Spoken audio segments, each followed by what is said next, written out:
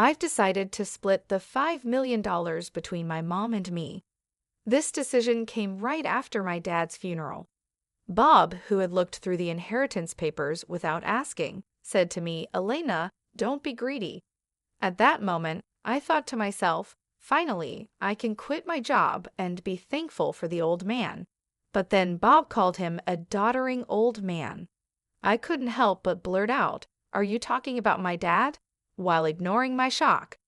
Bob and my mother-in-law were already excitedly talking about buying a new car and going shopping. With everything going on, I couldn't hold back my emotions any longer. I was about to burst, on top of all the housework, asking for money, and then them insulting my dad. I just couldn't live with Bob and my mother-in-law anymore. Holding back my anger, I forced a smile and said, "Sure, feel free to use the money as you and my mother-in-law see fit." I am Alina Anaya, a 40-year-old housewife working with my husband. My parents, both doctors, ran a well-known clinic in our hometown.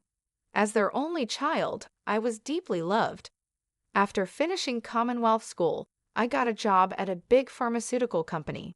Though my parents wished I had become a doctor, they supported my choice. 12 years ago, my mother died in an accident, leaving me and my father heartbroken. During that tough time, Bob, who was then my boyfriend, supported me. We met through a friend and got engaged 4 years after my mom's death. Bob worked in the food and beverage sector and earned less than me, but I believed we could face any challenge and be happy together. My dad was very happy for us. When I told my dad about our engagement, he said, "I've heard how Bob has supported you, Alina. Thank you so much. Please continue to take care of her." Bob stood up straight and promised in front of my dad, "I will make her happy." Standing next to Bob, I felt truly happy. The next week, we went to Bob's family home to announce our marriage. His mother, who wore a lot of makeup and was divorced from Bob's father, looked me over critically. "Marriage, huh? You're Bob's choice. Isn't she a bit plain for you? And she's older, right? Wouldn't a younger and prettier girl be better for you?" Bob quickly replied, "Mom, you know M Pharmaceuticals, right? Alina works there. Her father is a doctor and runs his own practice." I expected Bob to talk about my personality, but instead, he talked about my job and my dad's status. Hearing this, his mother's attitude changed. "Oh, Bob, you should have mentioned these important things earlier. That changes everything. I happily approve of the marriage. Nice to meet you, Elena." "Thank you." After getting approval from Bob's mother, Bob was very happy. However, I felt uneasy even though everything was going smoothly with our plans to get married. When we were about to register our marriage, my dad, who is a doctor and real estate investor, gave me an apartment in a luxury building in San Diego City as a wedding gift. I told Bob, "Dad has given me this apartment as a wedding gift, but it's our new home. Let's live here happily and peacefully together." Bob smiled, and we started our married life. However, after getting married, I realized something unsettling. Bob, who had lived with his parents until then, was almost incapable of doing household chores. He couldn't cook, didn't know how to use the washing machine, and showed no interest in learning. He would leave his garbage scattered around, not bothering to clean up. While I wanted us to share household responsibilities, Bob's careless attitude increased my frustration. In the first year of our marriage, I managed all the household responsibilities, even though I had some complaints since we were still in the honeymoon phase. But with the exhaustion from work and the struggle to keep up with chores, I reached my limit in our second year. I decided it was time to have a serious talk with Bob about sharing household duties. I bravely shared my unhappiness with Bob, but to my disappointment, he responded without any appreciation or thought, saying, "I'm tired from work too. You're much better at chores than I am, right? It's better if you do them since I'm not good at it." Just like that, Bob hardly helped with the chores, and I continued to handle most of our household duties. But that wasn't the only issue. After marrying Bob, I found out his mother also had some strange ideas. Bob wasn't really into celebrating occasions, so I decided to send a quality scarf and some carnations to his mother for Mother's Day. Even though I picked a nice scarf from a department store, his mother called me displeased. She criticized the scarf for not being from a famous brand and said it was ridiculous to send such an unknown item. I tried to explain its quality, but she wouldn't listen, insisting she wanted something from a very famous luxury brand. Shocked, I told Bob about this when he got home, but instead of understanding, he said, "Just do as she says." Bob didn't support me, and from then on, we started giving his mother cash as she demanded. Moreover, by our 7th year of marriage, she began visiting our home frequently, always finding reasons to ask for money. Bob would always smile and give money to his mother without any complaints. Even though I had a job, Bob's income was small, making our daily life just barely manageable. Out of desperation, I had to dip into our savings to cut living expenses. Despite my frustrations, I knew Bob cherished his mother and she had supported me during tough times. She was the mother of someone important to me, and with that thought, I endured. Now, in our 10 years of marriage, I continue to handle all the household chores and keep giving money to my mother-in-law. One day, during this routine, my father, whom I hadn't seen in a while, unexpectedly called me. The story he shared during our rare meeting was shockingly unexpected. He revealed that he was suffering from terminal cancer and that treatment was no longer possible. Overwhelmed with shock, tears spilled from my eyes. My father gently stroked my head, just as he did when I was a child, saying, "Elena, this is fate. Let's accept it quietly." I asked my dad why even he had to go through this. My days became a constant balancing act of work, household duties, and now visits to my father's hospital. While my job was somewhat flexible, managing the house was tough. When I told Bob I would be taking care of my father, he didn't react or offer to help. "It's tough with your father's sudden illness. Please do your best," was all Bob said. He only visited my father in the hospital once. I was so busy taking care of my father that I didn't have time for Bob. If I had time to worry about Bob, I wanted to prioritize my father. One day, as my father lay in his hospital bed, he suddenly asked, "Elena, how is your marriage with Bob going?" Caught off guard, I thought about Bob's attitude at home and his mother's behavior. I couldn't answer properly. Seeing my hesitation, my father seemed to understand and told me, "Elena, you don't have to endure this. Think about your happiness. Don't worry, you won't have any hardships after I'm gone." I couldn't hold back my tears, and my father silently and firmly held my hand. 5 months later, the inevitable happened. My father passed away quietly. Engulfed in immense sorrow, I started arranging the funeral. Bob showed no interest in my grief and didn't help with any of the preparations. Despite this, I was too busy with the funeral arrangements to pay much attention to Bob. Many friends and acquaintances attended my father's funeral, making it a heartfelt farewell. Even the indifferent Bob and his mother attended. The day after the funeral, I received a call from a lawyer about my father's inheritance. I arranged a meeting with the lawyer and listened to the explanation. The information was all new and quite surprising. After deducting taxes, like inheritance tax, my father's estate amounted to over $5 million.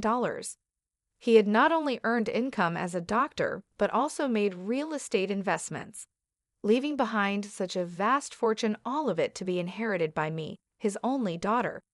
Wrapped in surprise and gratitude, yet trembling at the thought of handling such a huge amount of money, I proceeded with the inheritance process after returning home. I laid out the documents I got from the lawyer on my desk and started reading them. I was so tired that I ended up dozing off on the sofa for a bit. When I woke up, I heard Bob and his mother talking happily in the distance. "Huh, Bob and Mom too? When did you come?" I asked as I got up. Bob came over with a big smile and said, "Yes, Elena, well done." Confused by his sudden excitement, I noticed the inheritance papers in Bob's hand. "Wait, Don't just read those without asking, I said, shocked and upset that Bob had looked through the documents without permission. I raised my voice at him, but my mother-in-law, not bothered at all, happily chimed in, "Wow, an inheritance of $5 million. Isn't that amazing? Now we can live comfortably for the rest of our lives." Confused, I couldn't understand why she would say that so suddenly. Then Bob turned serious and continued, "By the way, about this $5 million, I've decided it will be split between me and my mom." It was right after my father's funeral. Bob, having looked at the documents related to the inheritance I was supposed to receive without permission, said to me, "Elena, don't be too greedy. Oh, now I can finally quit my job. I have to thank that doddering old man." "Are you talking about my dad?" I accidentally said out loud. "Well, anyway, let's proceed with the inheritance process and get the money into our joint account as soon as possible," Bob said, ignoring my confusion. At that moment, Bob and my mother-in-law were excitedly talking about buying a new car and shopping. I couldn't hold back my emotions any longer. I was on the verge of exploding. Being burdened with household chores, asked for money, and to top it off, they insulted my father. While holding back my anger, I replied with a forced smile, "Sure, use the money, you and my mother-in-law, as you wish." Hearing this, my mother-in-law, seemingly satisfied, cheerfully said, "That's the spirit, Elena, quick to agree. Now make sure you work hard and earn money." "I don't want our savings to go down, so work hard," she said. I just nodded and pretended to listen to her selfish words. After that, Bob and my mother-in-law started spending money like crazy. Bob quit his job quickly, and my mother-in-law practically moved in with us, staying at our house all the time. They would leave in the morning and come back with expensive brand items. The 5-star restaurant we went to today wasn't as great as I expected. Yes, it was a bit disappointing for us, the sophisticated ones, they would say, acting like they were rich celebrities and dumping all the housework on me as if I were a maid. Bob seemed to think my father's inheritance would be available right away. He carelessly withdrew money from our joint account, and my savings of $300,000 dwindled rapidly. When I complained about their excessive spending, Bob just laughed it off, saying, "What are you talking about? Isn't $5 million coming soon? Then this kind of spending is no big deal." I warned him I had already stopped it, but Bob completely ignored me. Then, a month later, Bob and my mother-in-law suddenly left for a trip to Bermuda. I wasn't invited and was left alone at home. After seeing them off, I decided to take action. About a week later, while I was relaxing at home, I heard a loud knock on the door. Wondering what was happening, I glanced at the intercom monitor and saw Bob and my mother-in-law, both dressed in aloha shirts, standing at the front door. What do you want?" I asked calmly and coldly with anger. Bob yelled, "What are you even talking about? Why won't the door open?" Seeing Bob and my mother-in-law confused as to why the door wouldn't open, I confidently answered through the intercom, "Well, I changed the locks on the door, so of course it won't open." "What? Why?" Bob exclaimed. "Let's talk over this calmly at the nearby cafe." "Please go ahead. I'll join you shortly," I suggested. Bob and his mother, after shouting in front of the entrance, seemingly realized it was futile and soon headed to the cafe. Once I confirmed they had left, I felt a moment of relief. I went to the cafe and saw Bob and his mother already there, waiting angrily. "Hey, what's this about? Did you change the locks? Hand over the new keys right now," Bob demanded. "There's no need for me to give you the new keys. You both need to leave that house," I calmly told Bob and his mother. Facing a visibly angry Bob, I showed him a piece of paper. It was a divorce petition I had already filled out. "Divorce? You're serious about divorcing me?" His mother was equally shocked and confused. "Elena, why has it come to this?" I spoke quietly to the two of them, who were panicking and flustered.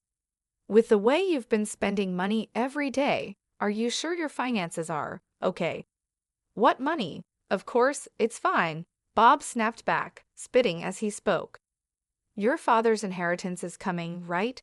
There should still be over $100,000 in our joint account. Look, I'll show you right now. Saying this, Bob took out his smartphone and opened the banking app to check the account. Suddenly, his expression changed. What? What's this? Why is the money gone? It was there just the other day, Bob exclaimed. Hearing Bob's words, his mother also hurriedly looked at her phone, her face showing confusion. I revealed the truth to them as they were panicking, not understanding the situation. Of course, it's gone.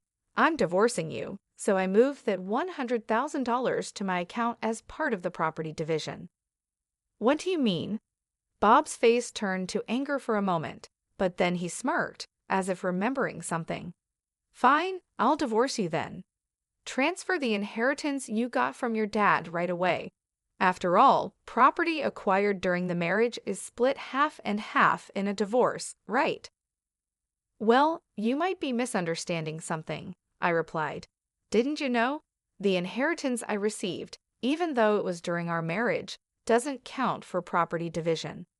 There was a moment of silence between us. Then Bob and his mother's expressions changed drastically. Perhaps they truly believed they would receive part of my inheritance.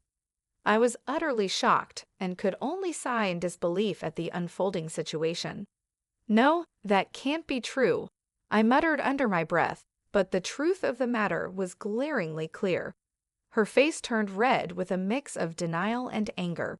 Please, check for yourself, I said with a mocking tone that I couldn't quite mask. Bob immediately started frantically searching on his smartphone, desperate to prove me wrong. As he scrolled through the legal texts online, his face fell. It says here that property inherited by one spouse from a parent is considered separate property, therefore it's not subject to division and can't be split between the spouses. His voice was tinged with disbelief. What? Seriously? His mother, too, peered over his shoulder, her expression turning to one of shock as the reality of the legal standing dawned on them. Then Bob approached me, his demeanor shifting to one of desperation. Elena, please don't divorce me. I have no savings and no job. How am I supposed to live if you divorce me? His plea was laden with panic and fear, but I had seen too much and endured too much to be swayed by his sudden show of vulnerability. Facing Bob's pleading, I stood my ground, my voice firm and unwavering. What are you talking about? Take responsibility for your actions. I will never forget how you and your mother treated me. I'm divorcing you, and I'll go to court if I have to. My declaration was clear, a line drawn firmly in the sand. Intimidated by my fierce demeanor, which they had never witnessed before, Bob and his mother recoiled. They shrunk back in fear, whimpering softly. As they stood there, dejected and defeated, I knew I had finally taken a stand. The weight of my decision was heavy but necessary, as I sought to reclaim my dignity and future from the ruins of a marriage that had veered so far off the path I had once envisioned. After walking out of the cafe, the divorce proceedings between Bob and I proceeded without major obstacles. The $100,000 I had shifted from our joint account was acknowledged as part of the division of our marital assets. Over time, I managed to legally compel Bob and his mother to vacate my house. This was a relief as Bob, having already squandered the money from our marital division, found himself in a precarious financial state. He was penniless and increasingly overwhelmed with a mountain of bills, stemming from lavish expenditures on their overseas trip and various other expenses charged to his credit cards. As Bob's financial troubles escalated, he sank deeper into debt. Both he and his mother were forced to take on additional loans just to keep up with their mounting bills. Eventually, they moved into a rundown apartment, a stark departure from their previous luxurious lifestyle.